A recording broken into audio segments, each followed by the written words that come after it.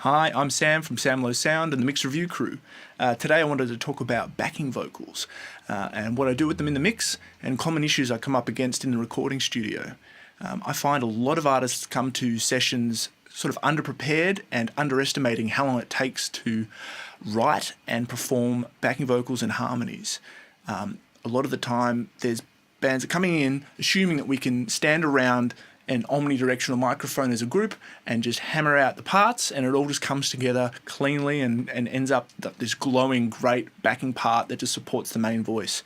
But a lot of the time it ends up turning into many hours of people having to do it one at a time because they haven't learnt the lyrics, don't know the harmony melody parts, and everyone just wanting to be involved but not putting in the time to get the parts down.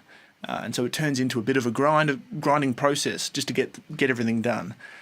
What I try and encourage bands to do in pre-production is sit around a piano or an acoustic guitar and put in that effort to learn the parts, listen to the main singer and how they enunciate everything, how their phrasing and the timing of the words, what to sing and what not to sing. It's very hard to hear those parts in a band rehearsal scenario where you've got a full arrangement playing in a room, usually that's not treated very well without a PA, or sometimes with a PA, but it's all just a giant blur because the cymbals are just blasting into the singer's microphone and no one can hear what they're doing, let alone each other.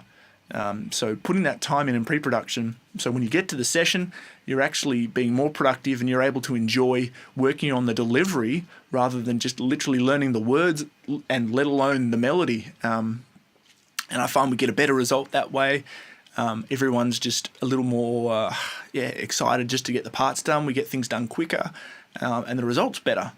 And during the mix, then I'm finding I need to do less editing. So a common thing that happens when I get supplied multi-tracks to mix is that the backing vocals are all flamming and no one's finishing notes at the same time, and people are out of tune.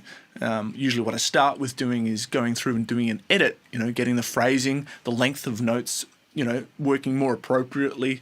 If it suits the song to have more sloppy delivery, that's fine. I don't mess with that. But when people give me a reference point that is a very dense, lush, in time, in tune backing vocal parts, I have to put in that time to get that result. Otherwise, they'll just sit there hearing, go, it's not right, And I know what it takes. It just takes that extra time, and so that involves me cutting it up, shifting things around, making them gel with the main voice.